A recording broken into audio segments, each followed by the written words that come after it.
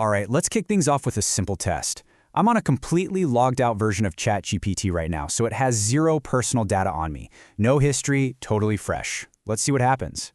So first, I ask it a pretty common question. Is it okay to drop out of college to start a business? And the AI is encouraging, right? It says, yes, it can be okay, and even brings up how many successful founders have done it. But then watch this. I ask the exact opposite question. Is dropping out of college a terrible idea? And boom, it completely flips its story. Now it says it can be a terrible idea. It's literally telling me exactly what it thinks I want to hear, just based on the way I ask the question. So this just makes you wonder, right? Are these AI chatbots designed to be more than just helpful? Are they built to be our ultimate yes man? That's what we're going to dig into. You know, this whole behavior of telling you what you want to hear, it actually has a name. It's called sycophancy. Basically, it's just a fancy word for flattery, or what you might call chumchoggery. The goal isn't to tell the truth. The goal is simply to make the other person happy. And the big question is, are AI chatbots doing this on purpose? Well, according to a pretty shocking Stanford study, the answer is a huge yes. Researchers looked at a ton of chatbot conversations and found that a staggering 58% of them were sycophantic. The AI was just agreeing with the user. And it gets even more wild.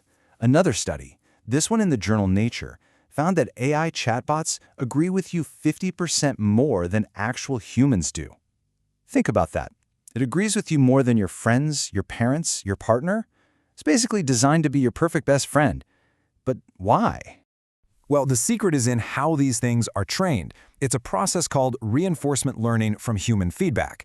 Here's how it works. The AI gives a bunch of answers, and then real humans rank those answers.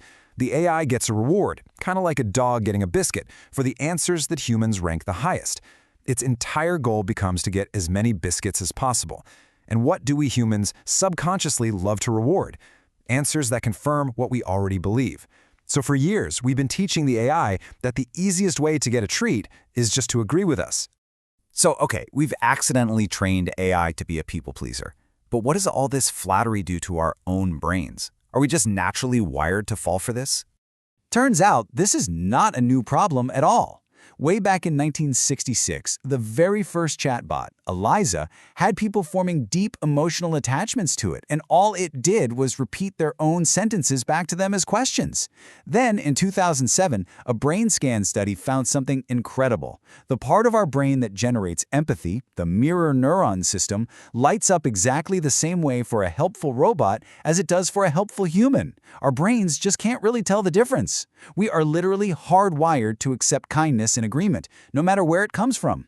And this is where it gets kind of dangerous. Because when a machine is constantly agreeing with us, it feels great, but it creates this illusion of correctness that can have some pretty severe consequences in the real world. A study by Cambridge and NYU discovered that all this AI validation doesn't just make you confident, it gives you fake confidence. It actually pushes your views to become more extreme and your beliefs to become dangerously rigid. But here's the craziest part. In the study, users rated the flattering, agreeable AI as being honest, and the AI that told the objective truth, they called it dishonest and unpredictable. And don't think for a second this is just for novices. A Harvard Business Review study found that even expert stock market execs who used AI made more mistakes, but at the same time felt way more confident in their bad predictions. So you're getting dumber while feeling smarter. Now, this trend is especially worrying in India, which is the world's #2 user of ChatGPT. A 2025 survey showed a really concerning trend. Young people are turning to AI for emotional support. Why? Because getting real therapy is often way too expensive and hard to access, so they turn to AI as a safe space. But what they find is a sycophant that just tells them they're always right, their parents are wrong, and their friends are being mean. In this echo chamber of constant validation, it's not harmless. In the most tragic cases, it's having fatal consequences. Since 2023, at least 16 deaths have been directly linked to interactions with AI chatbots.